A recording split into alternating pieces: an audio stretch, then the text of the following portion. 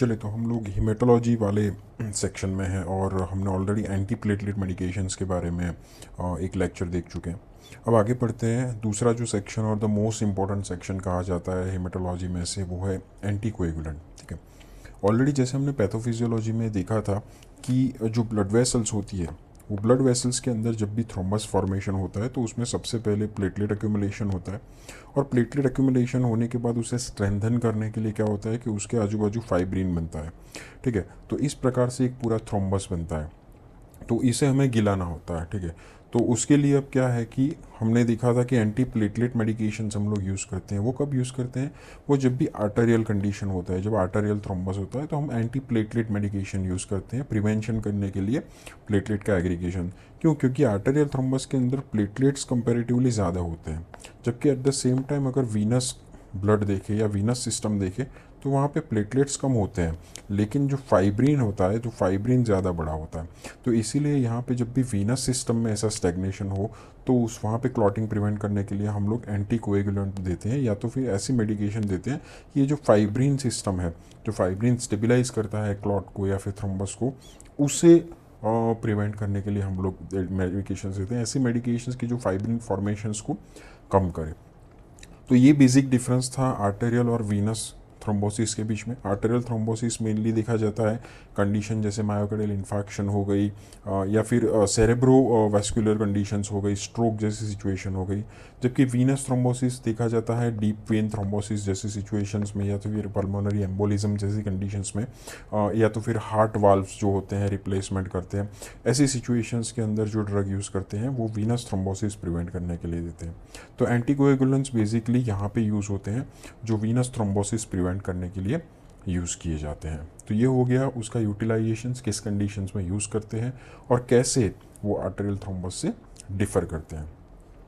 तो जैसे हमने बात की कि जो मेन चीज़ है वो है फाइब्रिन। फाइब्रिन जो है वो क्लॉट को ज़्यादा स्टेबिलाइज करता है, तो ऑब्वियसली फाइब्रिन कम करने के लिए हमें जो देखना पड़ेगा वो है कोएगुलेशन कैस्केड। अब पता है फिजियोलॉजी में हम लोग देख चुके हैं कि फाइब्रिन स्टेबिलाइजेशन के लिए फाइब्रिन का एक्टिवेट होना बहुत ज़रूरी है और ये फाइब्रिन को एक्टिवेट करते हैं डिफरेंट फैक्टर्स। ठीक है, जितना ये फैक्टोरियल कैस्केड के अंदर हम लोग नीचे बंद करेंगे सिस्टम को उतना हमें ज़्यादा फ़ायदा होगा। तो नीचे बंद करने के लिए जो मेन रिस्पॉन्सिबल फैक्टर है वो है थ्रोम्बिन।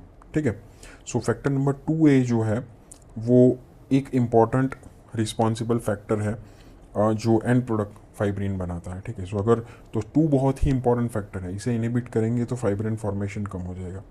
दूसरा एक इम्पॉर्टेंट फैक्टर है वो है फैक्टर नंबर 10। ठीक है, क्योंकि क्या होता है एक्सट्रिंसिक पाथवे और इंट्रिंसिक पाथवे दोनों इवेंचुअली फैक्टर नंबर 10A को एक्टिवेट करते हैं और factor number 10A eventually activate करता है फैक्टर नंबर 2A को।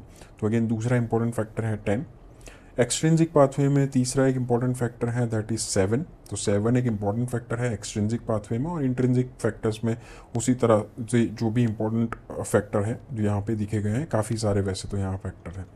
तो 2, 7, यहाँ पे जो फैक्टर है 9 और 10, ये मेन 4 जो फैक्टर हैं ये इंपॉर्टेंट फैक्टर है। इंट्रिंसिक पाथवे में 9 इंपॉर्टेंट फैक्टर है।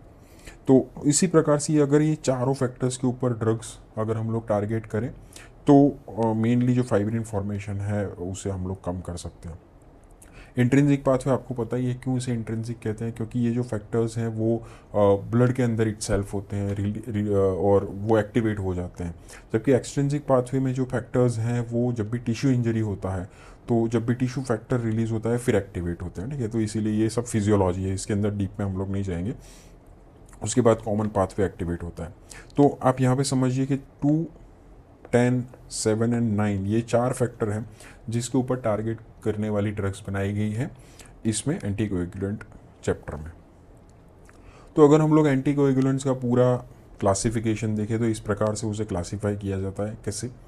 मेन जो क्लासिफिकेशन वो है इधर एंटीकोएगुलेंट आपकी ओरल है या तो फिर पैरेंट्रल है, किस प्रकार से आप एंटीकोएगुलेंट यूज़ करने वाले हो।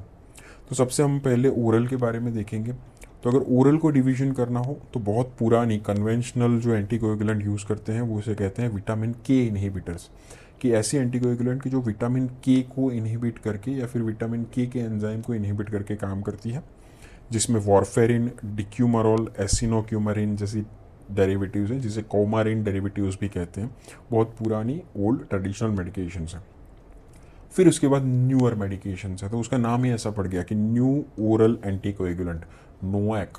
सो ये एक नया टर्मिनोलॉजी है, आप याद रखें, न्यू ओरल एंटीकोएगुलेंट। और उसके अंदर बनाया है कि इधर ये फैक्टर नंबर 10A को इनहिबिट करती है या तो फिर फैक्टर नंबर 2A को इनहिबिट करती है। तो उस प्रकार से दो ग्रुप्स बनाए गए, 10A को इनहिबिट करने वाली मेडिकेशंस बनाई गई और 2A को इनहिबिट करने वाली मेडिकेशंस बनाई गई। ठीक है, तो that was all about the oral. अब चलते हैं पेरेंट्रल के पास। तो पेरेंट्रल जो एंटीकोएगुलेंट थी उसमें दो प्रकार से डिविजन्स किया गया कि एक इनडायरेक्टली काम करती है, मीन्स कि ये जो मेडिकेशंस हैं वो खुद फैक्टर्स को इनहिबिट नहीं करती, उससे किसी और का सहारा लेना पड़ता है, और जिसका सहारा लेना पड़ता है उसे कहते हैं एंटी थ्रोम्बिन 3। ये एंटी थ्रोम्बिन 3 का सहारा लेके काम करती है, ठीक है, डायरेक्टली नहीं कर सकती। और दूसरी है जो डायरेक्टली जाके फैक्टर को इनहिबिट कर लेती है, मेनली थ्रोम्बिन को इनहिबिट करती है, मीन्स की फैक्टर नंबर 2A को इनहिबिट कर देती है डायरेक्टली जाके, ठीक है, जैसे यहाँ पे थी वो, लेकिन ये ओरल थी, यहाँ पे ये है पेरेंट्रल है।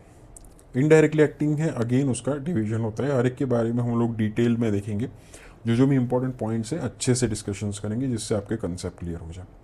तो चलिए पहले देखते हैं विटामिन के ओरल एंटीकोएगुलेंट के ऊपर जाते हैं, जो कन्वेंशनल है, कोमारिन डेरिवेटिव्स हैं। इसमें जो मेन इंपॉर्टेंट नाम है वो है वॉरफेरिन। शॉर्ट नोट MCQ भरे पड़े हैं इसमें क्योंकि बहुत सारी इन्फॉर्मेशन है, फिर भी हम लोग बहुत क्लियरली इसको समझेंगे, ठीक है। कोमारिन डेरिवेटिव्स कहते हैं, उसके नाम में कोमारिन आता है। डिक्यूमेरॉल भी एक नाम है, आप याद रख सकते हैं। फेनिडियोन करके एक मेडिकेशन ये ग्रुप में भी है, लेकिन अब ये ज़्यादा यूज़ नहीं करते हैं क्योंकि इससे लीवर और किडनी डैमेज होता था, और दूसरा ऑरेंज डिस्कलरेशन ऑफ यूरिन भी होता था। तो बहुत कम ड्रग है जिससे ऑरेंज डिस्कलरेशन ऑफ यूरिन होता है। एक आपको पता ही है रिफाम्पिसिन, ये एक दूसरी मेडिकेशन है। फेनिडियोन नहीं ज़्यादा यूज़ करते, कोमारिन डेरिवेटिव से याद रख सकते हैं। तो हम लोग मेन यहाँ पे डिस्कशंस करेंगे वॉरफेरिन के बारे में, वॉरफेरिन, ठीक है। तो अगेन मेन इंपॉर्टेंट चीज़ वो है मैकेनिज्म ऑफ एक्शन, देखेंगे कि किस प्रकार से ये ड्रग काम करती है।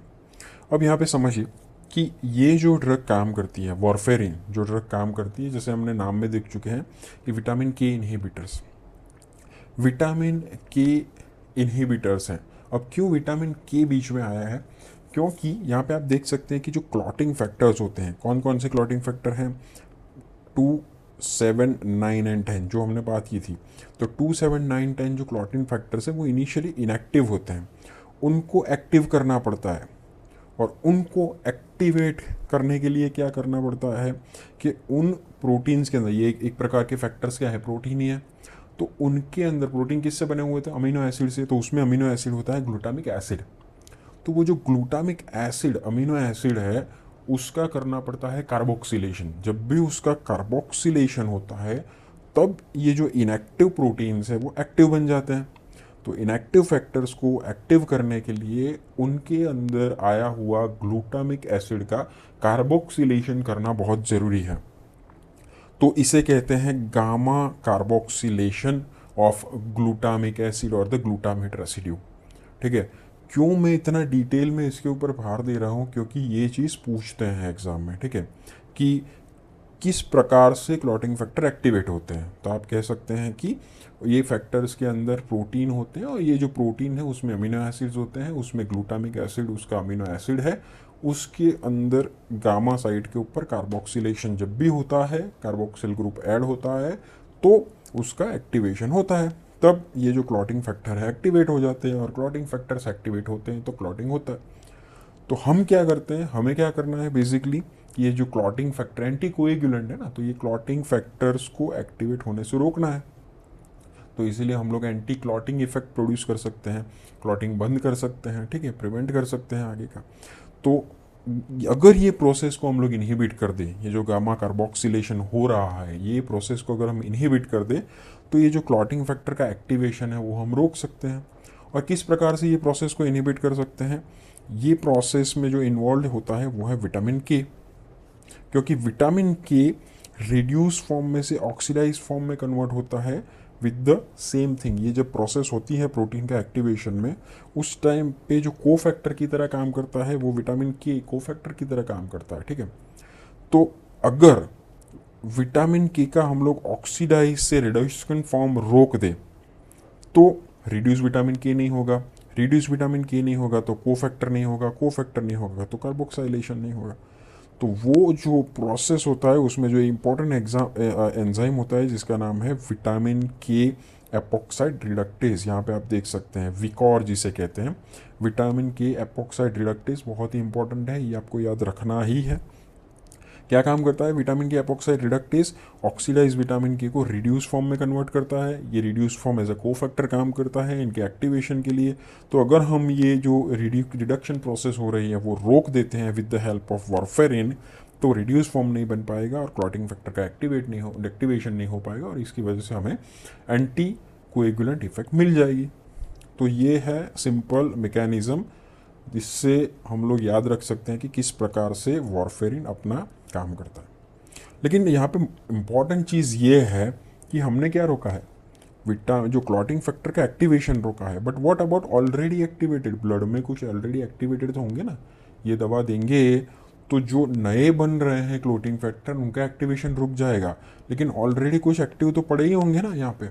तो what about the already activated factors? तो ऑलरेडी एक्टिवेटेड फैक्टर्स तो काम करेंगे ही, वो तो क्लॉटिंग करते ही रहेंगे, ठीक है। तो इसीलिए एंटीकोएगुलेंट इफेक्ट जो वारफेरिन से डेवलप होता है वो तब आती है कि जब जो ऑलरेडी एक्टिव क्लॉटिंग फैक्टर है वो सब खर्च हो जाए, फिर ये तब तक नए बनने वाले को बंद कर देगा। तो इसीलिए वारफेरिन की इफेक्ट आने में थोड़ा देर लगता है, क्योंकि ऑलरेडी कुछ सिस्टम में एक्टिवेटेड फैक्टर्स होते हैं, जब वो ख़त्म हो जाते हैं तब ऑब्वियसली नए बनने तो बंद हो गए हैं, तो इसीलिए इसकी इफेक्ट आने में थोड़ा टाइम लगता है। तो इसीलिए वारफेरिन हम लोग इमीडिएट कभी नहीं यूज़ कर सकते। आपको इमीडिएट एंटी क्लॉटिंग इफेक्ट चाहिए तो वारफेरिन नहीं काम आएगा, बहुत लॉजिकल है, ठीक है। इमीडिएट नहीं आएगा, मेंटेनेंस में अगर करना है, लॉन्गर टाइम के लिए आपको करना है तो इसका इफेक्ट आएगा। तो यहाँ पे वही लिखा है कि effect of oral anticoagulant is always delayed. तो यूजुअली ग्रेजुअली डेवलप होता है, 1 से 3 दिन लग जाते हैं, क्योंकि ऑलरेडी सिस्टम में एक्टिवेटेड फैक्टर्स होते हैं। तो इसीलिए वारफेरिन का यूज़ जो होता है वो मेंटेनेंस ऑफ एंटीकोएगुलेंस इफेक्ट के लिए होता है और इनिशिएशन के लिए नहीं होता है, ठीक है। चलिए ये क्लियर हो गया। दूसरा जो इंपॉर्टेंट चीज़ है वो है वारफेरिन का मेटाबॉलिज्म। वारफेरिन खुद भी तो मेटाबॉलाइज होता है। तो वारफेरिन क्या एक रेसमिक मिक्सचर है, एस और आर इनांशियोमर है, वो कंबाइन होकर के बनाया गया था है वारफेरिन, और मोस्टली जो उसका मेटाबोलाइज होता है वो एस वारफेरिन का मेटाबॉलिज्म ज़्यादा होता है। और उसका जो मेटाबॉलिज्म जो होता है उसमें एक इम्पॉर्टेंट साइटोक्रोम एंजाइम इन्वॉल्व होता है जिसे CYP2C9 कहते हैं। क्यों ये एंजाइम्स इंपॉर्टेंट है? क्योंकि जब भी जेनेटिक पॉलीमॉर्फिज्म होता है, जेनेटिकली कोई चेंज होता है, तो ये एंजाइम की एक्टिविटी या तो बढ़ जाती है या तो कम होती है। तो अगर ये एंजाइम की एक्टिविटी बढ़ती है या कम होती है तो वारफेरिन का मेटाबॉलिज्म अफेक्ट होता है, जिससे या तो वारफेरिन का असर नहीं आता है या तो वारफेरिन की टॉक्सिसिटीज़ हो सकती है। वारफेरिन के अंदर बहुत सारी ड्रग इंटरैक्शंस हैं, हम लोग देखेंगे, इसीलिए ये एक जेनेटिक पॉलीमॉर्फिज्म आप ध्यान रखें। कोई बार MCQ में पूछते हैं कि कौन से ड्रग का कौन से एंजाइम का जो पॉलीमॉर्फिज्म है वो वारफेरिन को अफेक्ट करता है। चलिए, अब एक चीज़ वारफेरिन के साथ जुड़ी हुई होती है, एज अ साइड इफ़ेक्ट्स भी आप कह सकते हैं, या फिर कुछ केसेस में आपको देखने को मिलती है, या फिर एक जेनेटिक कंडीशंस भी होती हैं, इसमें भी अगर वारफेरिन दी जाए तो ये हो सकती है। क्या है? Dermal vascular necrosis and hyper coagulation. आप देख सकते हैं ये पेशेंट है, वारफेरिन दिया है उसको और थोड़े टाइम के बाद ऐसे क्लॉटिंग होना शुरू हो गया। अब आप सोचेंगे कि सर ये वारफेरिन तो एंटी कोएगुलेंट है, तो यहाँ पे हाइपर कोएगुलेशन कैसे हो गया? ये तो पैराडॉक्सिकल चीज़ है, ठीक है, उल्टी चीज़ है। हमें एंटी कोएगुलेंट इफेक्ट मीन्स की क्लॉट फॉर्मेशन को रोकना है, लेकिन वारफेरिन देते हैं तो हाइपर कोएगुलेशन कैसे हो सकता है? तो उसका आंसर यही फिगर में। और अब हमने क्या देखा कि वारफेरिन क्लॉटिंग फैक्टर का एक्टिवेशन रोकता है, लेकिन ब्लड में सिर्फ क्लॉटिंग फैक्टर नहीं होते हैं, ब्लड में एंटी क्लॉटिंग फैक्टर्स भी होते हैं, आप यहाँ पे देख सकते हैं, ठीक है। तो ब्लड में एंटी क्लॉटिंग फैक्टर्स भी होते हैं।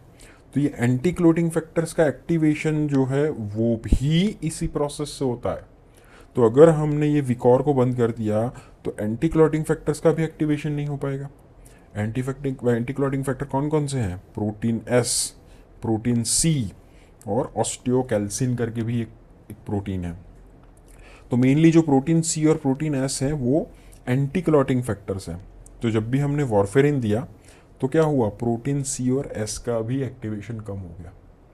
अब मान लो कोई पेशेंट है जिसमें जेनेटिकली प्रोटीन सी जो है वो डेफिशिएंट है, ऑलरेडी प्रोटीन सी कम है, हमने वारफेरिन दे दिया तो क्या होगा, तो अब ये प्रोटीन सी एक्टिव नहीं हो पाएगा, ऑलरेडी कम है, तो प्रोटीन सी की एकदम से एफिशिएंसी हो जाएगी, मीन्स कि एंटी क्लॉटिंग इफेक्ट बिल्कुल ही खत्म हो जाएगा, तो पैराडॉक्सिकल क्लॉटिंग शुरू हो जाएगा। ठीक है, तो रीज़न वही है कि प्रोटीन सी का हाफ लाइफ सबसे कम है, तो सबसे पहले ख़त्म होने वाला ही क्या होता है, कौन सा प्रोटीन होता है, प्रोटीन सी। ऑलरेडी डेफिशिएंसीज हैं, आपने वारफेरिन दे दिया तो प्रोटीन सी पहले ख़त्म हो जाएगा सिस्टम में से। ठीक है, तो इसीलिए एंटी क्लॉटिंग फैक्टर ख़त्म होने से क्या होगा, क्लॉटिंग हो जाएगा, तो इसीलिए हमें हाइपर कोएगुबल स्टेट देखने को मिलता है। It's a first factor to decline, और जिसकी डेफिशिएंसी से ये स्टेट होता है, और ये चीज़ जल्दी होती है। अगर आपने वारफेरिन दिया और विद इन 2-3 डेज पेशेंट वापस आया और ऐसा सिचुएशन हो गया, तो समझ लीजिए कि क्या है, प्रोटीन सी डेफिशिएंसी हो सकता है, हाइपर कोएगुलेशन है, तो ये चीज़ को आपको ध्यान में रखना है। ठीक है, तो ये है डर्मल वास्कुलर नेक्रोसिस, या तो फिर हाइपर कोएगुलेशन भी कहते हैं, और ये किससे होता है, वो वारफेरिन से होता है। चलिए, अब दूसरी एक जो most common adverse drug reaction है, एंटी प्लेटलेट में भी देखी थी हमने, एंटी कोएगुलेंट में भी देख रहे हैं, वो है ब्लीडिंग। तो प्रिस्क्राइबर्स ऑलवेज यही चीज़ के साथ ज़्यादा कंसर्न रहते हैं कि जब भी ऐसी मेडिकेशन शुरू करते हैं, उनका मेन कंसर्न रहता है कि भाई ब्लीडिंग ना हो जाए। तो इसीलिए क्या करना पड़ता है, उसके ऊपर वॉच रखना बहुत ज़रूरी होता है, उसका डोज मेंटेन करते रहते हैं। ठीक है, तो किस प्रकार से आप याद रखें, तो वेप्ट करके आप याद रख सकते हैं, W फॉर वारफेरिन, ठीक है, E फॉर एक्सटर्नल पाथवे, क्योंकि ये एक्सटर्नल पाथवे को अफेक्ट करता है वारफेरिन, और PT मीन्स की प्रोथ्रोम्बिन टाइम। तो वारफेरिन का डोज मेंटेन करने के लिए, या फिर इफेक्ट मेंटेन करने के लिए, या फिर टॉक्सिसिटी देखने के लिए हम कौन सा इन्वेस्टिगेशन करते हैं, तो PT प्रोथ्रोम्बिन टाइम करते हैं। अब प्रोथ्रोम्बिन टाइम करने के लिए एक इंपॉर्टेंट चीज़ चाहिए, वो है थ्रोम्बोप्लास्टिन। जो लैब में थ्रोम्बोप्लास्टिन चाहिए होता है, और थ्रोम्बोप्लास्टिन की मदद से ये प्रोथ्रोम्बिन टाइम चेक होता है। अब ये जो थ्रोम्बोप्लास्टिन होता है, हर एक लैब का अलग अलग होता है। तो अगर मान लीजिए कि पेशेंट ने आज इस लैब से PT करवाया, तो 2 दिन के बाद दूसरी लैब से PT करवाया, तो हम लोग रिलायबल नहीं मानेंगे उसको। ठीक है, तो इसीलिए PT अगर करवाते हैं तो सेम लैब से करवाना है। ठीक है, तो ये सब झंझट था PT चेक करने के लिए, तो इसलिए उससे अच्छा एक इन्वेस्टिगेटिव टूल आया जिसे कहते हैं INR रेशियो। तो INR रेशियो जो है वो हम लोग यूजुअली करवाते हैं जब भी वारफेरिन चल रही है पेशेंट्स में। तो INR रेशियो के अंदर PT ऑफ द पेशेंट और PT ऑफ द रेफरेंस का यूज़ करते हैं, PT of the patient divided by PT of the reference, और पावर में ऊपर लिखते हैं ISI, इंटरनेशनल सेंसिटिविटी इंडेक्स, ऐसा होता है। तो ये इसका पूरा कैलकुलेटिव है, इसके डिटेल में हम लोग नहीं जाएंगे, लेकिन इस प्रकार से उसका INR रेशियो चेक करते हैं। तो PT की जगह INR रेशियो चेक करना ज़्यादा इफेक्टिव चीज़ है, कब, जब वारफेरिन चल रहा हो। अब INR रेशियो क्या इंडिकेट करता है, INR रेशियो यूजुअली INR की वैल्यू रहती है 1 के अराउंड रहती है, पेशेंट की 1 से 2 के अराउंड नॉर्मली रहती है। तो जब लोग हम वारफेरिन शुरू करते हैं, तो ऑब्वियसली ब्लड थिनिंग एजेंट है, तो उसकी वैल्यू 2-3 गुना हो जाती है, तो अराउंड 3 हो जाती है। ठीक है, अब 3-3.5 तक रहती है तो हम लोग नॉर्मल गिनते हैं। लेकिन जब 4 से ऊपर बढ़ना शुरू होती है, तो हमें देखना पड़ता है कि भाई अब हमें थोड़ा वॉच करना पड़ेगा वारफेरिन के ऊपर, वारफेरिन की टॉक्सिसिटी ना हो जाए। ठीक है, तो INR जब चेक करते हैं, अभी 5 से कम है, जब 5 से कम है तो ज़्यादा टेंशन लेने की ज़रूरत नहीं है, लेकिन आपको अब वारफेरिन का डोज थोड़ा कम करना है, उसके ऊपर ध्यान रखना है। हो सके तो वारफेरिन भी डिसकंटिन्यू करें, या फिर लो डोज पे चालू रखें। ज़्यादा कंसर्न चीज़ है जब उसकी वैल्यू 5 से 20 के अंदर फ्लक्चुएट करे। ठीक है, सो 5 के 20 से अंदर जब भी फ्लक्चुएट करती है, तो अब आपको एंटीडोट यूज़ करना पड़ेगा, और वारफेरिन का एंटीडोज क्या है, विटामिन K1। विटामिन K को बंद करता है, इनहिबिट करता है वारफेरिन उसका फॉर्मेशन, तो इसीलिए विटामिन K1 बाहर से दे दो। तो विटामिन K1 का नाम है फाइटोनैडियोन। ठीक है, तो फाइटोनैडियोन के इंजेक्शंस होते हैं, वो देना पड़ता है डिपेंडिंग ऑन द डोज। तो वो अगर आपको पूछे एग्जाम में कि वारफेरिन का एंटीडोट क्या है, तो आपको लिखना है क्या, फाइटोनैडियोन। तो फाइटोनैडियोन विटामिन K का वारफेरिन का एंटीडोट है, दैट इज विटामिन K1। लेकिन जब INR की वैल्यू 20 से ज़्यादा हो जाए तो क्या करना है, अगर 20 से ज़्यादा हो गई तो there is a high chance कि किसी भी मोमेंट पे ब्लीडिंग हो सकता है। या तो फिर ऑलरेडी ब्लीडिंग हो, तो उस सिचुएशंस में आपको अब ये विटामिन के से काम नहीं चलेगा। उस टाइम पे आपको बाहर से क्लॉटिंग फैक्टर्स देना पड़ेगा। तो 2, 7, 9, 10 ये जो क्लॉटिंग फैक्टर्स हैं ये कंबाइन करके 4 फैक्टर कॉन्सेंट्रेट बनता है, तो बाहर से 4 फैक्टर कॉन्सेंट्रेट दे देना है। अगर ये लैब में अवेलेबल नहीं है तो प्लाज्मा दे दो, पूरा सब क्लॉटिंग फैक्टर्स आ जाएंगे उसमें, तो उससे भी काम चल जाएगा। अगर ये भी नहीं है तो होल ब्लड दे देना है, ठीक है। तो होल ब्लड दे देना है, उसमें तो होंगे ही होंगे फैक्टर्स, तो इसके अलावा और कोई चांस है नहीं। तो इस प्रकार से आप मैनेजमेंट याद रख सकते हैं आईएनआर की वैल्यू के ऊपर से वारफेरिन की टॉक्सिसिटी के ऊपर। वारफेरिन के फार्माकोकाइनेटिक भी बहुत इंपॉर्टेंट है। सबसे इंपॉर्टेंट चीज़ पहली है डिस्ट्रीब्यूशन में कि ये सबसे high plasma protein bounding drug है। क्या क्लिनिकल इंपॉर्टेंस है, जो भी drug high plasma protein bound रहती है उसमें डिस्प्लेसमेंट रिएक्शंस के चांसेस ज़्यादा होते हैं। तो ये जो वारफेरिन है प्रोटीन के साथ बाइंड हो जाती है। अब बाहर से दूसरी ड्रग दी, जैसे मान लीजिए कि सल्फा ड्रग्स दी, सल्फोनामाइड्स, ये सल्फा ड्रग की एफिनिटी भी ये प्रोटीन के प्रति होती है, तो ये क्या करेगी, वारफेरिन को अपने प्रोटीन से डिस्प्लेस कर देगी। सो प्लाज्मा में उसका लेवल बढ़ जाएगा, और वारफेरिन का प्लाज्मा में लेवल बढ़ जाएगा तो सडन टॉक्सिसिटीज हो जाएंगी। तो इसे कहते हैं डिस्प्लेसमेंट रिएक्शन। तो वारफेरिन बहुत प्रोन है डिस्प्लेसमेंट रिएक्शंस के लिए। दूसरी इंपॉर्टेंट चीज़ है वारफेरिन प्लासेंटा को क्रॉस करती है, ठीक है। तो प्रेगनेंसी में इसे नहीं दे सकते, क्योंकि अगर दे दिया तो फीटल वारफेरिन सिंड्रोम होगा, जिसे कॉन्ट्राडी सिंड्रोम भी कहा जाता है, ठीक है। क्या होता है मेनली उसमें, जिसमें यहाँ पे हम लोग देख चुके हैं कि आप देखेंगे ऑस्टियोकैल्सिन करके भी एक प्रोटीन होता है, उसका भी एक्टिवेशन सेम तरीके से होता है। तो अगर वारफेरिन से विकोर को बंद कर दिया तो ऑस्टियोकैल्सिन का भी एक्टिवेशन बंद हो जाएगा। और ऑस्टियोकैल्सिन जरूरी है किसके लिए, बोन फॉर्मेशंस के लिए ज़रूरी है बच्चे के अंदर। तो अगर इंट्रा यूट्राइन लाइफ में ऑस्टियोकैल्सिन नहीं हुआ तो बोन फॉर्मेशन में तकलीफ होगी। और जो बोन अफेक्ट होते हैं वो हेड एंड नेक के बोन अफेक्ट होते हैं। तो माइक्रोसिफेली हो जाता है, छोटा सिर हो जाता है, सडल नोज हो जाता है, ऐसे नोज जो यहाँ पे आप देख रहे हैं, तो ऐसे hypoplasia of the nose, nose bone affect होता है, ठीक है। आइस के अराउंड बोन अफेक्ट होते हैं। तो इस प्रकार से बोन अफेक्ट होते हैं। स्टिपल एपिफाइसिस मीन्स की जो एपिफाइसिस प्लेट होते हैं वहाँ पे कैल्शियम डिपोजिशन हो गए, आपको एक्सरे दिखेंगे तो ऐसे ऐसे ऐसे आपको डॉट्स दिखेंगे, ठीक है। तो फोकल कैल्शियम डिपॉजिट्स हो जाते हैं, ग्रोथ रिटार्डेशन हो जाते हैं। तो इन शॉर्ट बोन्स अफेक्ट होते हैं। अल्कोहलिज्म की में भी ये सिमिलर पिक्चर्स देखने को मिलता है अगर प्रेगनेंसी में यूज़ करेंगे तो इसे बोलते हैं foetal warfarin syndrome. Typical situations हैं और टिपिकल कंडीशंस हैं, कैरेक्टरिस्टिक फीचर्स हैं, एमसीक्यू में आपको पूछ सकते हैं। जैसे हमने बात की थी वारफेरिन में बहुत सारी ड्रग इंटरैक्शंस हैं, हम लोग याद करते हैं कि मेन चीज़ है पहली कि कब वारफेरिन का डोज रिडक्शंस करने की ज़रूरत पड़ेगी, ठीक है। जब वारफेरिन की इफ़ेक्ट बढ़ जाएगी। तो किस किस ड्रग से वारफेरिन की इफ़ेक्ट बढ़ती है, तो ऑब्वियसली है एंजाइम इनहिबिटर्स। हम लोग देख चुके हैं कि जब भी आप एंजाइम इनहिबिटर्स देते हैं तो ड्रग का कॉन्सेंट्रेशन बढ़ जाता है। और ऐसे एंजाइम इनहिबिटर्स हम लोग देख चुके हैं, आइसोनिएजाइड है, एमियोडेरोन एक ड्रग है जो एंटी एरिथमिक ड्रग है, और एंटीबायोटिक इरिथ्रोमाइसिन और सिमेटिडिन वैसे तो हम लोग नहीं यूज़ करते, ये एंटी हिस्टामिनिक मेडिकेशंस है, पेप्टिक अल्सर्स में यूज़ की जाती थी। तो ये अगर मेडिकेशंस दे दी साथ में तो वारफेरिन का कॉन्सेंट्रेशन बढ़ जाएगा, उससे उसकी टॉक्सिसिटी हो सकती है। तो इसीलिए बेटर है कि वारफेरिन का डोज रिडक्शंस करें। लेकिन सबसे इंपॉर्टेंट ये आनी चाहिए कि अगर broad spectrum antimicrobial use करें, ब्रॉड स्पेक्ट्रम एंटी माइक्रोबियल्स जैसे थर्ड जनरेशन सिफेलोस्पोरिन्स हो गई, जैसे सिफामेंडोल, सिफोपेराजोन, या फिर मॉक्सालेक्टम, टेट्रासाइक्लिन, ऐसे कुछ जो मेडिकेशन अगर हम लोग यूज़ करते हैं तो वो क्या करेगी कि वो हमारे नॉर्मल जीआई बैक्टीरिया को भी मार देगी। पैथोजेनिक को तो मारेंगी ही, लेकिन जीआई ट्रैक के अंदर हमारे जो नॉर्मल बैक्टीरिया हैं उनको भी वो मार देगी। और वो बैक्टीरिया क्या प्रोड्यूस करते हैं, वो बैक्टीरिया प्रोड्यूस करते हैं विटामिन के। सो विटामिन के प्रोड्यूसिंग बैक्टीरिया को भी मार देगी। अब विटामिन के जैसे हमने देखा था कि विटामिन के ऑलरेडी कम हो जाएगा, और वारफेरिन देने से और विटामिन कम हो जाएगा, ठीक है। तो उससे क्या होगा, ब्लीडिंग होने का खतरा रहता है, ठीक है। तो क्लॉटिंग फैक्टर्स बनेंगे नहीं, तो और वारफेरिन की इफेक्ट एनहेंस हो जाएगी, टॉक्सिसिटी होने का खतरा रहता है। तो इसलिए इस केस में हम डोज रिडक्शन करेंगे। क्लियर।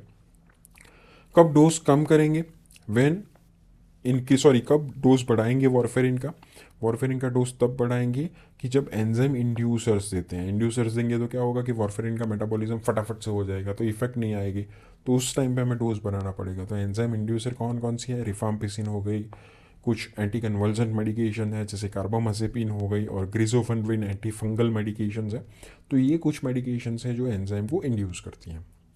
दूसरी एक इंपॉर्टेंट इंटरेक्शंस आपको याद रखनी है कि ओरल कंट्रासेप्टिव्स क्या होगा वॉरफेरिन को अगर ओरल कंट्रासेप्टिव के साथ दे दिया गया तो। ओरल कंट्रासेप्टिव में क्या कंपोनेंट्स होते हैं? ईस्ट्रोजन और प्रोजेस्टेरोन। ईस्ट्रोजन का रोल होता है लीवर के अंदर, और वो करते हैं क्लॉटिंग फैक्टर्स को बढ़ाते हैं, ठीक है, हाइपर कोएगुबल स्टेट क्रिएट कर सकते हैं। तो ईस्ट्रोजन क्लॉटिंग फैक्टर्स को बढ़ाने का काम करता है, वॉरफेरिन क्लॉटिंग फैक्टर्स को कम करने का ट्राई कर रहा है, ठीक है। तो इसीलिए वॉरफेरिन की जो इफेक्ट है वो कम होगी, तो इसीलिए इस केस में हमें वॉरफेरिन का डोज थोड़ा बढ़ाने की ज़रूरत पड़ेगी। तो that was all about warfarin. Almost warfarin के अंदर जो भी इंपॉर्टेंट चीज़ें हैं, विटामिन के इनहिबिटर्स वाला पूरा सेक्शन हमने ख़त्म कर दिया। अब आते हैं न्यू ओरल एंटीकोएगुलेंट्स के ऊपर। जैसे हमने देखा था उसके शॉर्ट फॉर्म सजेस्ट कर रहा है न्यू ओरल एंटीकोएगुलेंट। इसमें दो ड्रग होती है, एक की जो फैक्टर नंबर 10A को इनहिबिट करे और एक जो फैक्टर नंबर 2A को इनहिबिट करे। अब 10A को इनहिबिट करने वाली मेडिकेशंस कौन सी हैं? रिवारोक्साबान, एपिक्साबान। यहाँ पे आप XA देख रहे हैं जो 10A जैसा दिख रहा है, तो उसके ऊपर से आप याद रख सकते हैं रिवारोक्साबान, एपिक्साबान, XA जिसमें आता है। और सो 10A और AN मीन्स के एंटागोनिस्ट। सो 10A को इनहिबिटर्स जो करती है, इनहिबिशंस करने वाली जो मेडिकेशंस है वो ये है रिवारोक्साबान है, एपिक्साबान। एंड 2A को इनहिबिट करने वाली या तो फिर डायरेक्ट थ्रोम्बिन इनहिबिटर वाली मेडिकेशन है, उसमें आप देखेंगे ज़ाइमेलागेट्रान एंड डाबिगेट्रान। ज़ाइमेलागेट्रान वैसे तो विड्रॉ कर ली गई है, अप्रूव पहले की गई थी हिपेटोटॉक्सिसिटी के उससे बहुत ज़्यादा केसेस से, तो अब यूजुअली आप नहीं याद रखोगे तो भी चलेगा। डेबिगेट्रान आपको याद रखना है, ठीक है। तो डेबिगेट्रान आपको याद रखना है, ठीक है। ट्रैन आता है यहाँ पे, दैट इज़ थ्रोम्बिन इनहिबिटर्स है, डायरेक्ट थ्रोम्बिन इनहिबिटर्स है। यहाँ पे डी है, दैट मीन्स के डायरेक्ट। सो डेबिगेट्रान मीन्स की डायरेक्ट थ्रोम्बिन इनहिबिटर है और ओरली यूज़ कर सकते हैं। ये सबसे इंपॉर्टेंट है। ये गैट्रेन वाली मेडिकेशंस बाद में भी आएंगी, पेरेंट्रल में भी आएगी, लेकिन एक डेबिगेट्रान ही एक है कि जो ओरल यूज़ कर सकते हैं। एक दूसरी मेडिकेशंस भी आएगी इससे साथ जुड़ी हुई।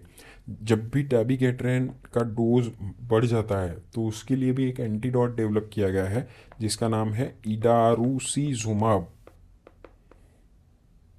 सर बहुत टफ आपने ड्रग बता दी। यस, इडारूसीजुमाब मैब है, मीन्स के मोनोक्लोनल एंटीबॉडीज़ बनाई गई है और डेबिगेट्रेन के अगेंस्ट बनाई गई है, तो इसलिए इसका नाम है इडारूसीजुमाब। डेबिगेट्रेन का एंटीडोट है ये। MCQ में पूछते हैं, याद रखना है हाँ इसे। तो ये जो न्यूरो एंटीकोएगुलेंट है, ज़्यादा कुछ डिटेल अब इसमें नहीं पढ़ना है हमें, सिर्फ इसके नाम याद करने का है। और दूसरा है कि इसमें कोई डोज मॉनिटरिंग करने की ज़रूरत नहीं थी। जैसे विटामिन के में कौन से मॉनिटरिंग की ज़रूरत पड़ती थी? यस, या तो PT मॉनिटरिंग करते थे या तो फिर INR मॉनिटरिंग की ज़रूरत पड़ती थी। तो यहाँ पे ऐसे कोई मॉनिटरिंग की ज़रूरत पड़ती नहीं है, फिक्स डोज होता है इसका। चलिए, तो ये पूरा हमने ख़त्म कर लिया है क्या? ओरल। तो ओरल एंटीकोएगुलेंट के बारे में हमने पूरा यहाँ पे ख़त्म कर लिया है। अब हम लोग देखेंगे पेरेंट्रल एंटीकोएगुलेंट के बारे में। और पेरेंट्रल एंटीकोएगुलेंट किस तरह से स्टार्ट होती थी? एक होती थी इनडायरेक्ट एक्टिंग और एक होती थी डायरेक्ट एक्टिंग। डायरेक्ट एक्टिंग के सिर्फ नाम याद करने हैं, ज़्यादा कुछ डिटेल है नहीं उसमें। इनडायरेक्ट एक्टिंग है, और ये सबसे क्या है, कॉम्प्लिकेटेड सेक्शन है। अगर आप बुक में से पढ़ेंगे ना तो सबसे कॉम्प्लिकेटेड सेक्शन यही लगेगा, लेकिन हम लोग ट्राई करेंगे आपको बहुत ईजी करने का। चलिए, तो इनडायरेक्ट एक्टिंग ड्रग है, पेरेंट्रल मेडिकेशन है, एंटीकोएगुलेंट है, ठीक है। उसको 3 मेन सेक्शंस में डिवाइड किया जाता है। पहला है अनफ्रैक्शनेटेड हिपेरिन, दूसरा है लो मोलेकुलर वेट हिपेरिन, और तीसरा है उससे भी लो मोलेकुलर वेट हिपेरिन, ठीक है। चलिए, बेसिकली डिफरेंस क्या होता है यहाँ पे आप देख सकते हैं। अनफ्रैक्शनेटेड हिपेरिन में इसका मतलब क्या होता है? इसका मतलब होता है high molecular weight heparin. High molecular weight कब होता है? जब उसके अंदर बहुत सारे मोलेक्यूल्स होते हैं, पॉलीसैकेराइड जैसे कहते हैं। तो बहुत सारे मोलेक्यूल्स होते हैं, एक लंबा सा मोलेक्यूल्स होते हैं, तो इसे कहते हैं हाई मोलेकुलर वेट हिपेरिन। तो इसमें जो हिपेरिन होता है बहुत सारे लॉन्गर, बहुत सारे पॉलीसैकेराइड जिसे कहते हैं मिलके बनाया गया है, बड़ा बहुत बड़ा मोलेक्यूल होता है। फिर क्या किया, इसको अगर ये हाई मोलेकुलर वेट हिपेरिन को हमने ऐसे काट दिया तो उससे क्या होगा? छोटे मॉलिक्यूल्स बन जाएंगे, कुछ उससे छोटे, कुछ उससे छोटे, एक बहुत छोटे मॉलिक्यूल हो जाएंगे, तो उसे कहते हैं लो मोलिकुलर वेट हेपेरिन। और तीसरा जो है उससे भी लो मोलिकुलर वेट हेपेरिन है। यहाँ पे क्या किया कि ऐसे जो हाई मोलिकुलर वेट था उसको यहाँ से तोड़ दिया, तो उसमें यूनिफॉर्म, बहुत ही छोटे छोटे छोटे लेकिन यूनिफॉर्म मोलिक्यूल्स बने, तो उसे कहते हैं extremely low molecular wait heparin. उसका कोई नाम नहीं दिया गया है, उसमें मेन कंपोनेंट्स ही दिए गए हैं कौन कौन सी ड्रग्स हैं। चलिए तो अब ड्रग्स को याद करते हैं। इसमें जो मेन ड्रग है जिसका नाम है हिपेरिन, जिसे अनफ्रैक्शनेटेड हिपेरिन भी कहा जाता है। लो मोलिकुलर वेट हिपेरिन में क्या है, अनोक्सापेरिन, डाल्टेपेरिन, टिंजापेरिन, ठीक है। और जो तीसरा है यूनिफॉर्म, उसे कहते हैं फोंडापेरिनॉक्स, इद्रापेरिनॉक्स। तो ये सब मेडिकेशन देखेंगे तो उसमें परीन आता है, हिपेरिन में पेरिन आता है, इनोक्सापरीन, डाल्टेपरीन, सो सब में परीन आता है। फोंडापेरिनॉक्स में भी यहाँ परीनक्स, परीनक्स, ठीक है। तो ये परीन जब आपको मिलता है तो आप समझना है कि ये जो है पेरेंट्रल है, एंटीकोगुलेंट है और इनडायरेक्ट एक्टिंग है, ठीक है। तो इतना आपको समझ में आ गया होगा कि क्या तीनों के बीच में डिफरेंस है, कौन कौन से कंपोनेंट है, क्या क्या नाम है। अब जो हिपेरिन है उसके बारे में देखते हैं कि हिपेरिन एक स्ट्रॉन्गेस्ट ऑर्गेनिक एसिड बॉडी के अंदर भी प्रेजेंट होता है, मास सेल्स के अंदर यूजुअली होता है, लेकिन हम लोग उसे बनाते हैं कमर्शियली, ठीक है, बाहर से देते हैं, और वो मेनली एनिमल ओरिजिन होता है, ऑक्स के लंग्स से या फिर पिग इंटेस्टाइन से बनता है। तो ऑब्वियसली आप देख सकते हैं कि इसके साथ एंटीजेनिसिटी जुड़ी हुई होती है, chances of hyper sensitivity always होते हैं जब भी ऐसे कोई बाहर से एनिमल ओरिजिन चीज़ होती है। तो अब जो सबसे इम्पोर्टेंट चीज़ है उसका मैकेनिज्म ऑफ एक्शन, तो हमने देखा था यहाँ पे उसका नाम था कि इनडायरेक्ट एक्टिंग है, मीन्स कि ये जो एंटीकोएगुलेंट है वो खुद से काम नहीं कर सकते, उसको किसी की हेल्प लेनी पड़ती है। तो किसकी हेल्प लेगा ये, एंटी थ्रोम्बिन 3, सो ब्लड के अंदर पड़ा हुआ होता है, एंटी थ्रोम्बिन 3 पड़ा हुआ होता है, उसकी हेल्प से ये एंटीकोएगुलेंट इफेक्ट क्रिएट करता है। अब एंटीकोएगुलेंट इफेक्ट प्रोड्यूस करने के लिए उसे कौन से फैक्टर को इनहिबिट करना पड़ेगा। सो दो मेन फैक्टर आप बताइए, अगर आपको चार के हमको हमें पता था चार थे सबसे इंपॉर्टेंट, चार में से भी सबसे इंपॉर्टेंट दो कौन से थे, सबसे इंपॉर्टेंट कौन सा था, तो यस आप कहेंगे कि सर फैक्टर 2A सबसे इंपॉर्टेंट था और उसके बाद था फैक्टर नंबर 10। तो बस दो मेन फैक्टर को इनहिबिट करना है, और वो इनहिबिट करता है वो कौन, एंटी थ्रोम्बिन 3 से। तो एंटी थ्रोम्बिन 3 की मदद से ये दो फैक्टर को इनहिबिट करने का ट्राई करते हैं, या तो फैक्टर नंबर 10 को इनहिबिट करने का ट्राई करते हैं, या 2A को इनहिबिट करने का ट्राई करते हैं, या दोनों को इनहिबिट करने का ट्राई करते हैं, ठीक है। चलिए देखते हैं ये फिगर के अंदर। तो यहाँ पे आप देख सकते हैं कि अगर पहली फिगर देखेंगे तो ये अनफ्रैक्शनेटेड हिपेरिन की फिगर है। क्या है, ये बहुत बड़ा मोलिक्यूल है, ये आप देख सकते हैं कि उसमें बहुत सारे मोलिक्यूल्स हैं। तो जैसे हमने बात की वो खुद फैक्टर्स को इनहिबिट नहीं कर पाएंगे, तो वो सहारा लेता है कि इसका एंटी थ्रोम्बिन का। तो एंटी थ्रोम्बिन का सहारा ले लिया, उसको अपने साथ अटैच कर लिया, और अब एंटी थ्रोम्बिन 3 कहता है कि मैं 10A को तो ईजिली इनहिबिट कर दूंगा, तो 10A को तो उसने इनहिबिट कर दिया। अब बारी किसकी है, थ्रोम्बिन की, 2A को इनहिबिट करना है।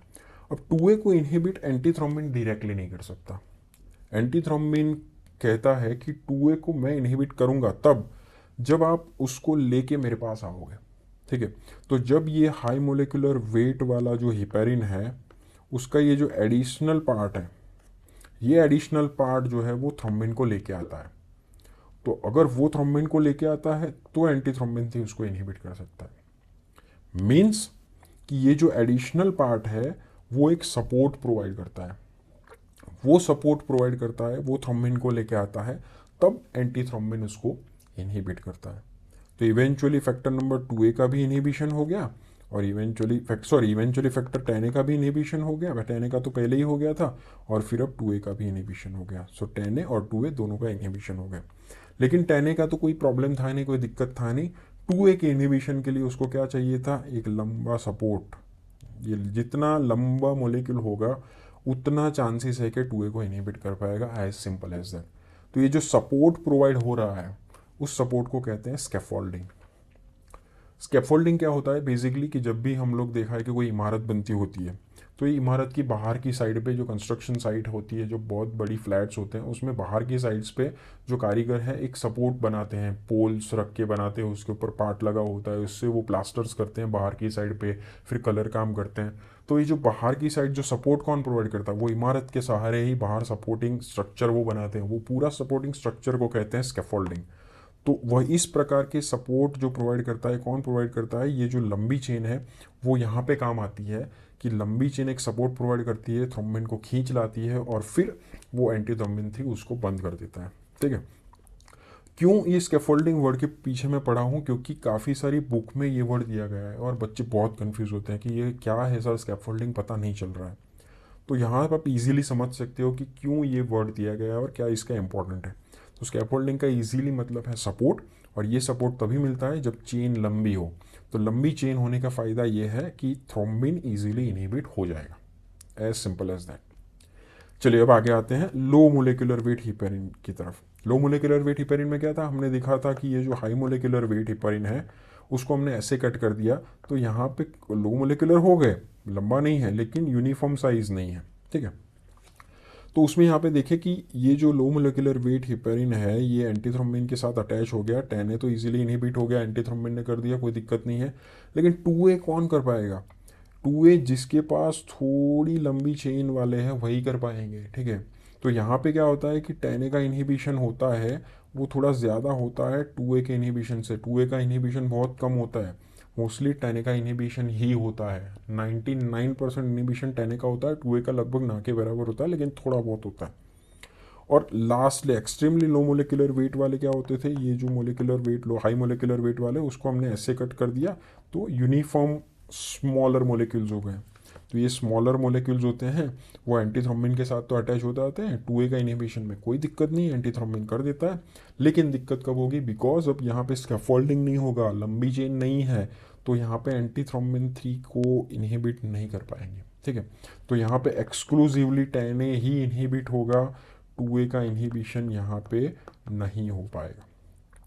तो यही डिफरेंस है, अनफ्रैक्शनेटेड हिपेरिन 2A 10A का इक्वल इनहिबिशन करता है, लो मोलेकुलर वेट में 10A का इनहिबिशन ज़्यादा होता है, 2A का लगभग ना के बराबर होता है, इसलिए यहाँ पे अटैच नहीं हुआ है और यहाँ पे तो कोई ऑप्शन ही नहीं है। ठीक है। तो ये डिफरेंस है अनफ्रैक्शनेटेड हिपेरिन, लो मोलेकुलर वेट हिपेरिन और फोंडापेरिनॉक्स का। ठीक है, क्लियरली हो गया एकदम कंसेप्ट। चलिए अब बात करते हैं आगे की तरफ। तो हिपेरिन के बारे में हम लोग बात करते हैं। तो हिपेरिन कब यूज़ करते हैं, तो हिपेरिन यूज़ करते हैं इनिशिएशन के लिए। वॉरफेरिन में हमने देखा था कि वो मेंटेनेंस में यूज़ करते थे। क्यों, क्योंकि वो जो एक्टिवेशन ऑफ फैक्टर को अफेक्ट करता था। ये क्या करता है, ऑलरेडी एक्टिवेटेड फैक्टर को ही बंद करता है। 2A 10A already activated factor है, तो ऑलरेडी एक्टिवेटेड फैक्टर को ही बंद हो करता है, तो इमीडिएटली इफेक्ट आ जाता है। तो इमीडिएट इफेक्ट आने की वजह से इसको इनिशिएशन के लिए यूज़ करते हैं। तो अगर आपको इनिशिएटिव क्विक एक्शन चाहिए, क्विकली एंटीकोगुलेंट इफेक्ट चाहिए, ठीक है, पोस्ट ऑपरेटिवली फटाफट से एंटीकोगुलेंट इफेक्ट चाहिए, तो हम लोग ये हिपेरिन यूज़ करेंगे। Heparin is inhibiting already activated factor है, तो इसीलिए किसी भी प्रकार का टाइम लैग नहीं होता है between the administration and action of a drug. Clear.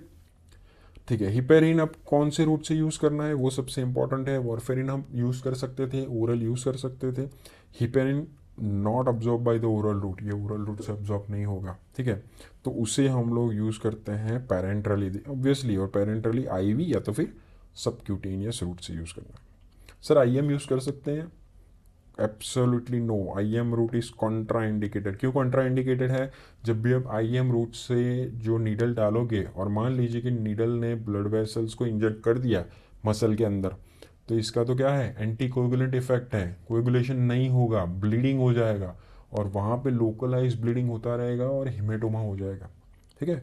तो इसीलिए IM route is absolutely contraindicated for this anticoagulants. आप सबक्यूटेनियस रूट या तो यूज़ करो या तो फिर IV रूट यूज़ करो। अनफ्रैक्शनेटेड हिपेरिन है जो हमने बात की, बड़ा मोलेक्यूल है, क्योंकि वो बड़ा मोलेक्यूल है तो उसका कोई किडनी से निकलने का चांस ही नहीं है। ठीक है। तो उसका जो नॉन रीनल एलिमिनेशन होता है, तो उसमें रीनल फंक्शंस के साथ अफेक्शन नहीं है, तो ये अच्छी बात है। कोई पीछे पेशेंट की किडनी ख़राब है तो उसको हाई मोलेकुलर वेट हिपेरिन देंगे तो कोई प्रॉब्लम नहीं है। ठीक है। Unfractionated heparin metabolized by non renal route, non renal route से ही मेटाबोलाइज होकर निकलता है। जबकि ये जो लो मोलिकुलर वेट वाले हिपेरिन है या फिर फॉन्डापाइरिनॉक्स है, उसमें किडनी फंक्शन देखना पड़ेगा। क्यों? क्योंकि वो मेनली किडनी से एक्सक्रीट होते हैं। तो अगर रीनल फेलियर है, किसी का किडनी फंक्शन अफेक्टेड है, तो ये लो मोलिकुलर वेट हिपेरिन देने से पहले हमें ध्यान रखना पड़ेगा। हिपेरिन सबसे इंपॉर्टेंट चीज़ है। वॉरफेरिन क्यों नहीं दे सकते प्रेगनेंसी में? क्योंकि वो प्लेसेंटा क्रॉस करता था। हिपेरिन में सबसे बढ़िया चीज़ है कि ये प्लेसेंटा क्रॉस नहीं करेगा, तो इसीलिए it's an anticoagulant of choice during pregnancy. तो अगर कोई पूछे कि प्रेगनेंसी में कौन सा एंटीकोएगुलेंट देना है, तो हिपेरिन देना है। अब यहाँ याद रखें कि हिपेरिन जो है, इसका अगर आप देखेंगे तो टी हाफ कितना है, 4 घंटे, और लो मोलिकुलर वेट का टी हाफ कितना है, 17 घंटे। तो अगर आपको लंबे टाइम के लिए एंटीकोगुलेंट इफेक्ट चाहिए तो आप लो मोलिकुलर वेट यूज़ करें। अगर आपको थोड़े समय के लिए एंटीकोगुलेंट इफेक्ट चाहिए तो आप high molecular weight heparin use कीजिए। तो इसीलिए हम लोग ये क्वेश्चंस के ऊपर आते हैं, और बहुत सारे एग्जामिनर्स ये क्वेश्चंस पूछते हैं एग्जाम में। This is most most most important question है वाइवा में, सब जगह पे ये क्वेश्चन पूछते हैं कि लो मोलिकुलर वेट हिपेरिन बनाने का एडवांटेज क्या है, क्यों हमने लो मोलिकुलर वेट हिपेरिन बनाया। तो मेन चीज़ ये है कि बायोएबिलिटी अच्छा है। लो मोलिकुलर वेट वाला है, उसका प्रेडिक्टेबल बायोएबिलिटी है, लॉन्गर टी हाफ है सबक्यूटेनियस इंजेक्शंस का, हमने देख चुके हैं, ठीक है ना। तो लॉन्गर टी हाफ है, तो अगर लंबे टाइम के लिए देना है तो ये आइडियल है। सबक्यूटेनियसली लंबे टाइम के लिए देना है तो लो मोलिकुलर वेट वाले हिपेरिन, फॉन्डापाइरिनॉक्स, ये सब आइडियल है, ठीक है, क्योंकि उसको बहुत फ्रिक्वेंटली देना पड़ेगा हाई मोलिकुलर वेट वाले को। दूसरा चीज़ है, किसी भी प्रकार का मॉनिटरिंग की ज़रूरत नहीं है। ये जो हाई मोलिकुलर वेट वाला था उसमें APTT, activated partial thromboplastin time, इसका मॉनिटरिंग करना पड़ता था कि इसमें हाई मोलिकुलर वेट वाले हिपेरिन में। इसमें किसी भी प्रकार का मॉनिटरिंग का ज़रूरत नहीं है। अगर शायद ज़रूरत पड़ गया तो फिर थोड़ा दिक्कत है, उसमें एंटी फैक्टर 10A ऐसे करना पड़ता है, ठीक है। तीसरी चीज़, जो हिपेरिन का जो मेन डिसएडवांटेज है, उसके साइड इफेक्ट्स के अंदर हम देखेंगे, हिपेरिन के साथ दो चीज़ें जुड़ी हुई होती है। एक होता है हिट सिंड्रोम, थोड़ी ही देर में उसके बारे में देखेंगे, जो हाई मोलिकुलर वेट हिपेरिन के साथ जुड़ा हुआ होता है, और दूसरा ऑस्टियोपोरोसिस। तो इन दोनों के चांसेस भी लो मोलिकुलर हिपेरिन में बहुत कम है, ठीक है। सो ये एडवांटेजेस हैं लो मोलिकुलर वेट हिपेरिन के over high molecular weight heparin. लेकिन कुछ कंसर्न्स भी है, जैसे हमने बात की, क्योंकि लो मोलिकुलर वेट हिपेरिन किडनी से निकलते हैं तो आपको पेशेंट का किडनी फंक्शन देखना पड़ेगा। लो मोलिकुलर वेट हिपेरिन की अगर टॉक्सिसिटी हो गई तो उसका कोई एंटीडोट हमारे पास अवेलेबल नहीं है, जबकि हिपेरिन की टॉक्सिसिटी हो गई तो हिपेरिन का एंटीडोट हमारे पास अवेलेबल है, जिसका नाम है प्रोटामिन सल्फेट। तो प्रोटामिन सल्फेट इसका एंटीडोट अवेलेबल है, इसका हमारे पास एंटीडोट अवेलेबल नहीं है। तो ये दोनों एक कंसर्न चीज़ है। चलिए, तो अब दूसरा क्वेश्चन है कि सर कब high molecular weight heparin use करें। वैसे तो हमने देख लिया कि लो मोलिकुलर वेट हिपेरिन आइडियल है अगर आपको लंबे टाइम तक देना है, प्रेडिक्टेबल बायोएबिलिटी चाहिए, थोड़ा लॉन्गर ड्यूरेशन ऑफ एक्शन चाहिए, जो हम कंप्लायंस बढ़ता है तो हम यूज़ करते हैं। लेकिन कुछ कुछ कंडीशंस में हम लोग अभी भी अनफ्रैक्शनेटेड हिपेरिन को यूज़ करते हैं।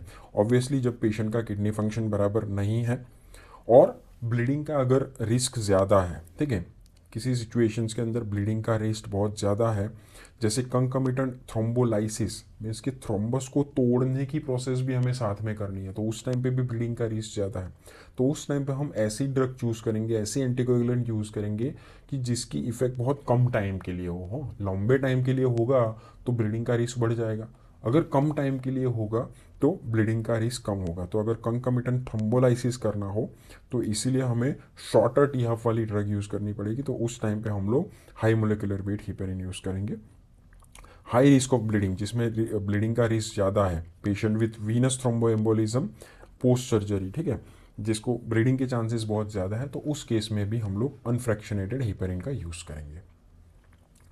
हिपेरिन के क्या कौन कौन से एडवर्स ड्रग रिएक्शंस हैं? जो मेन एडवर्स ड्रग रिएक्शन है दैट इज ब्लीडिंग। वॉरफेरिन को ब्लीडिंग कम करने के लिए वॉरफेरिन का क्या एंटीडोट था? Yes, phytonadione, vitamin K1। Heparin से ब्लीडिंग होता है तो उसका कौन सा एंटीडोट है? यहाँ पे प्रोटामिन सल्फेट है। हाई मोलिकुलर वेट का, लो मोलिकुलर वेट का अभी कोई है नहीं, एक मेडिकेशन है उसके बारे में देखेंगे, लेकिन वैसे कोई है नहीं। चलो, दूसरा जो कंसर्न होता है हिपेरिन के साथ वो है थ्रोम्बोसाइटोपेनिया या तो फिर हिट सिंड्रोम, ठीक है। बहुत इंपॉर्टेंट चीज़ है, मोस्ट इंपॉर्टेंट चीज़ है, क्लिनिकली भी बहुत इंपॉर्टेंट है। जब भी आप हिपेरिन देते हो तो ये चीज़ के ऊपर आपको ध्यान रखना बहुत ज़रूरी है। जब भी आपने हिपेरिन दिया, क्यों हिपेरिन दिया? एंटी कोएगुलेशन, मीन्स कि जो क्लॉटिंग है हमें बंद करना है, ठीक है। लेकिन फिर भी 5-10 दिन के बाद, एटलीस्ट वीक के बाद अगर पेशेंट प्रेजेंट करता है हिपेरिन देने के लेट, मीन्स कि 5-10 एक वीक के बाद पेशेंट प्रेजेंट करता है, पैराडॉक्सिकल क्लॉटिंग लेके आता है, ठीक है। हमने तो एंटी क्लॉटिंग मेडिकेशन दी थी, फिर भी 5-10 दिन के साथ पेशेंट आता है कि सर स्किन पे ऐसा क्लॉटिंग हो गया है, तो हो सकता है कि वो हिट सिंड्रोम है। क्या होता है hit syndrome? It's heparin induced thrombocytopenia. अब जैसे हमने कहा था कि हिपेरिन क्या है, हिपेरिन एनिमल डिराइव्ड है, तो हिपेरिन कंप्लीट एंटीजन नहीं है, हिपेरिन पार्शियल एंटीजन है, और पार्शियल एंटीजन को हम लोग बोलते हैं हेप्टेन, ठीक है। तो इसके साथ एंटीबॉडीज नहीं बनेगी, लेकिन ये जब भी प्लेटलेट के साथ बाइंड होगा तो प्लेटलेट के ऊपर होता है प्लेटलेट फैक्टर 4, तो ये जब भी हिपेरिन प्लेटलेट फैक्टर 4 के साथ कंबाइन होगा तो अब ये बन जाता है पूरा एंटीजन। तो अब ये एंटीजन बन गया तो उसके साथ क्या होगा, उसके साथ आएगी एंटीबॉडीज़, उसकी एंटीबॉडीज़ फॉर्म होगी उसके अगेंस्ट, और एंटीबॉडीज़ उसके साथ अटैच होगी, ठीक है। और ये जो पूरी सिस्टम अब बन गई, तो अब ये क्या करेगी, ये सिस्टम और भी प्लेटलेट को अपने साथ लाएगी, तो वहाँ पे और भी प्लेटलेट यहाँ पे आते जाएंगे, और ये क्या करेगी, वहाँ पे क्लॉट या फिर थ्रोम्बस बनाने का ट्राई करेगी, नहीं फाइब्रिन भी आने का ट्राई करेगा। तो इस प्रकार से पूरा थ्रोम्बस फॉर्मेशन या तो फिर क्लॉट फॉर्मेशन हो जाता है। तो एक्टिवेट कैसे हुआ ये प्रोसेस एक्टिवेट हुआ हिपेरिन की वजह से, क्योंकि हिपेरिन पार्शियल एंटीजेनिक था, उसके साथ प्लेटलेट फैक्टर 4 ज्वाइंट हो गया, और उसमें दूसरे सारे भी प्लेटलेट आ गए, फाइब्रिन आ गए, और क्लॉट बन गया, ठीक है। तो अगर इस पेशेंट का ब्लड निकालोगे तो ब्लड में प्लेटलेट्स कैसे दिखेंगे, प्लेटलेट्स कम दिखेंगे, क्योंकि प्लेटलेट्स तो चले गए हैं ना क्लॉट के पास, तो थ्रोम्बोसाइटोपिनिया दिखेगा। तो कहेंगे सर प्लेटलेट कम है तो ब्लीडिंग होना चाहिए ना, नहीं ये नहीं होगा, क्यों, यहाँ पे पैराडॉक्सिकल क्लॉटिंग होगा, पैराडॉक्सिकल थ्रोम्बोसिस होगा, क्योंकि थ्रोम्बस के अंदर प्लेटलेट चले गए हैं, इसीलिए ब्लड में आपको कम दिख रहे हैं, तो इसलिए ब्लड में थ्रोम्बोसाइटोपिनिया पिक्चर दिखेगा, ठीक है।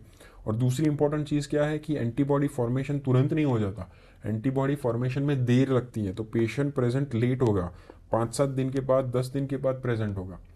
ऐसी क्लॉटिंग सिचुएशन वॉरफेरिन से भी होती थी, पता है आपको, वॉरफेरिन में भी प्रोटीन सी डेफिशिएंसी होती थी, लेकिन उसमें भी ये जो वॉरफेरिन से क्लॉटिंग होता था वो अर्ली स्टेज में होता था, with in 2-3 days patient 3 days में प्रेजेंट करता था, 5th डे पर प्रेजेंट कर जाता था।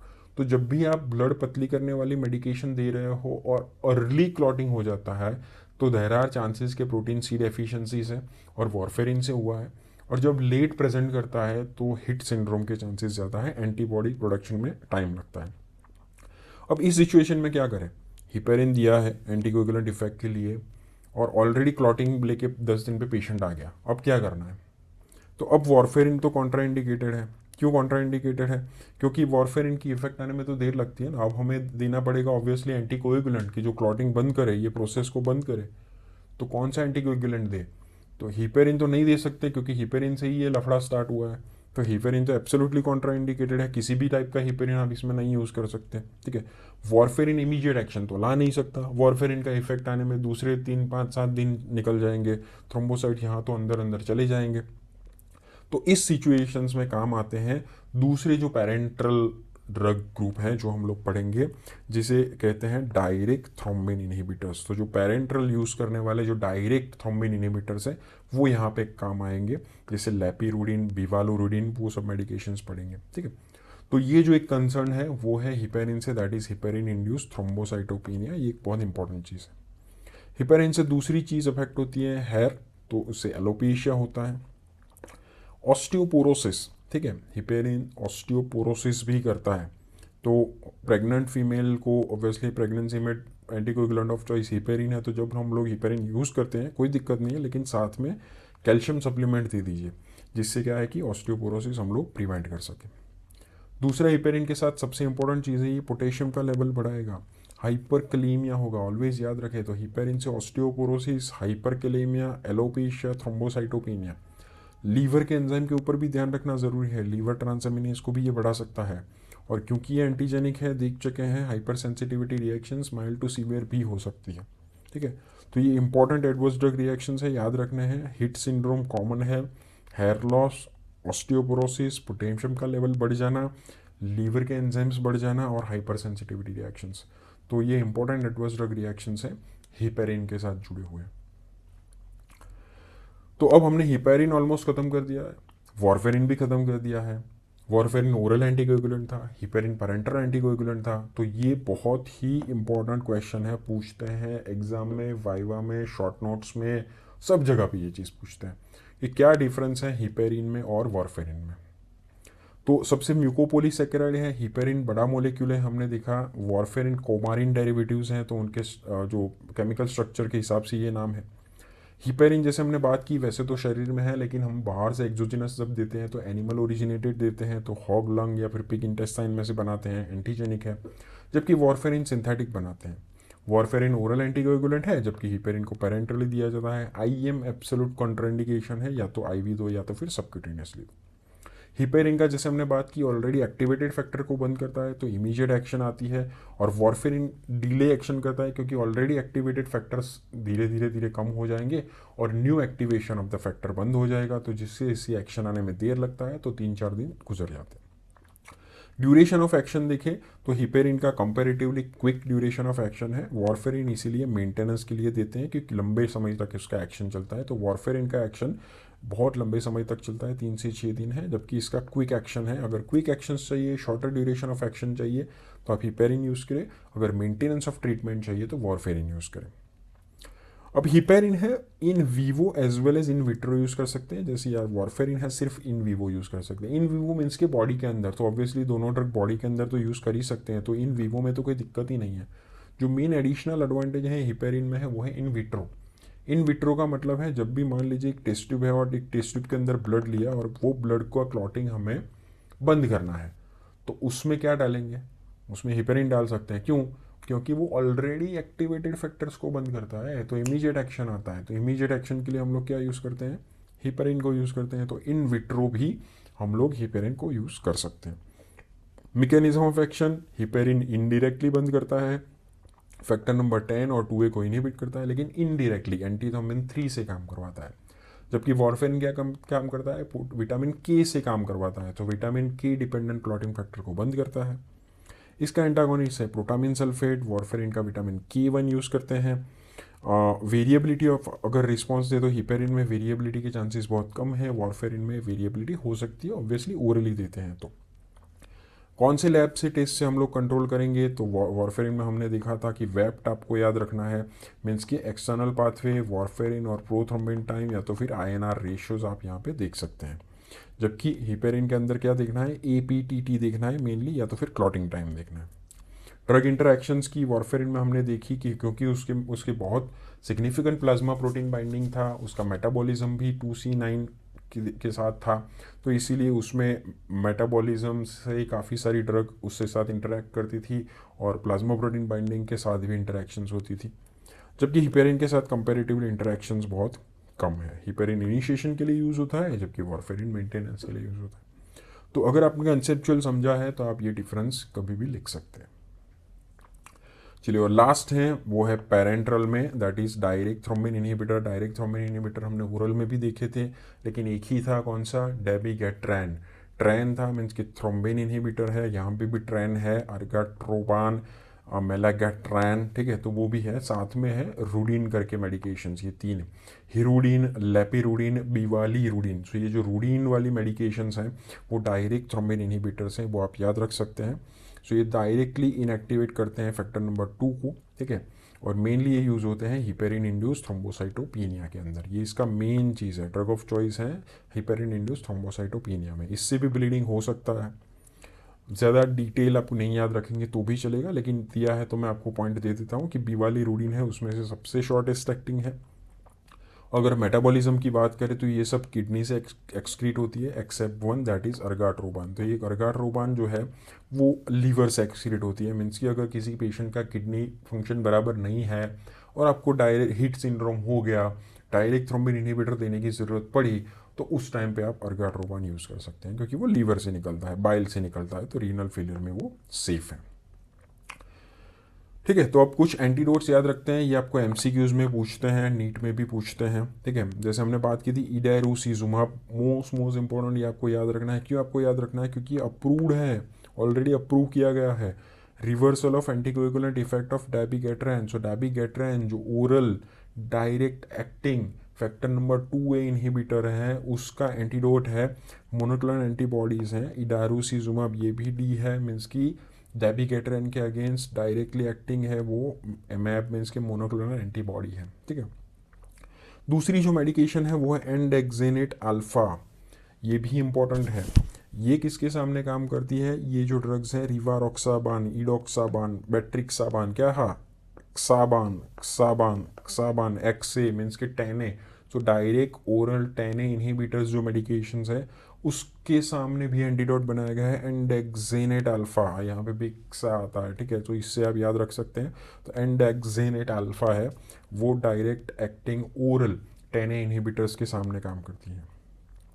हमने बात की थी कि जो हिपेरिन के सामने तो हमारे पास एंटीडोट है प्रोटामिन सल्फेट, लेकिन जो दूसरे हिपेरिन्स हैं उसके सामने नहीं है। ठीक है, तो अब एक यूनिवर्सल एंटीडोट भी बनाया गया है, लेकिन अभी क्लिनिकल ट्रायल में है ये एंटीडोट, और उसका नाम है सीरापेरेंटैग। आई डोंट नो जो कब आ जाएगा मार्केट के अंदर, लेकिन ये आप ड्रग याद रख सकते हैं, सीरापेरेंटैग। ये यूनिवर्सल है, किसी भी एंटीकोएगुलेंट के सामने एंटीडोट है। कौन सी मेडिकेशन है? सीरापेरेंटैग। कुछ अदर एंटीकोएगुलेंट्स भी है, वैसे इंपॉर्टेंट नहीं है लेकिन फिर भी चैप्टर में है तो मैं आपको बता देता हूँ।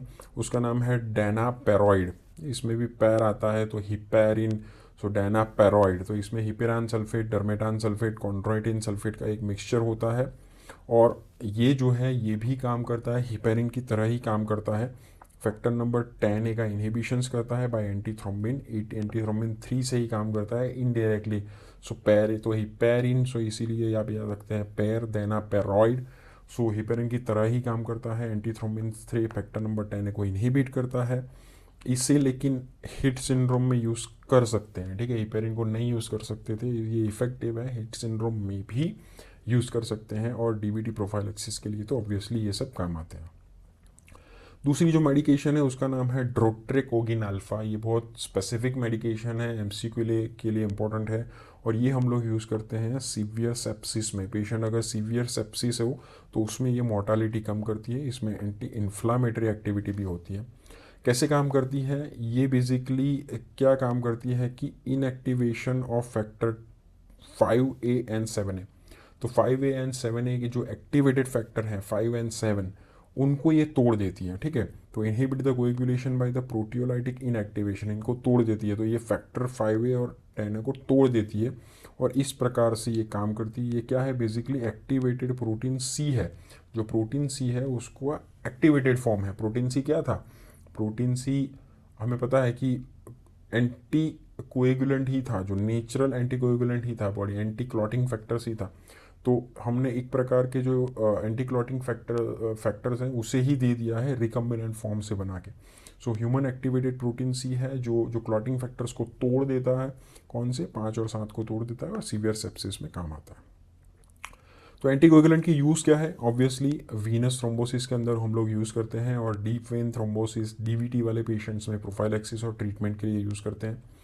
वॉरफेरिन हम लोग यूज़ करते हैं एक स्पेसिफिक चीज़ में, वो है आर्ट्रियल फिब्रिलेशन। अब सर कहेंगे सर एट्रियल फिब्रिलेशन में क्या काम है? एट्रियल फिब्रिलेशन में क्या होता है? फिब्रिलेशन मीन्स के हार्ट में बहुत सारे फिब्रिलेशंस होते हैं, मीन्स के एक्टिव फोर्सफुल कंट्रैक्शंस नहीं होता है, बहुत छोटे छोटे कंट्रैक्शंस होता है। तो उससे बेसिकली क्या होता है कि ब्लड निकल नहीं पाता है, ब्लड स्टैग्नेट हो जाता है, और उससे थ्रोम्बोएम्बोलिज्म के क्लॉट फॉर्मेशन के चांसेस बहुत ज़्यादा रहते हैं।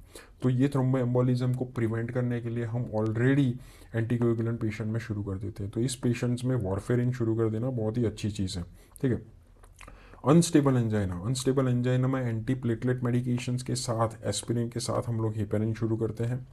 और डिसेमिनेटेड इंट्रावास्कुलर कोएगुलेशन, बहुत ही इंट्रावास्कुलर कोएगुलेशन हो जाता है, तो वहाँ भी हम लोग हिपेरिन जैसी एंटीकोएगुलेंट यूज़ करते हैं। तो ये थे यूजेस ऑफ एंटीकोएगुलेंट्स। अब कॉन्ट्रा इंडिकेशन क्या है? ऑब्वियसली जो भी ब्लीडिंग कंडीशन है वो इन ड्रग्स की कॉन्ट्रा इंडिकेशंस हैं।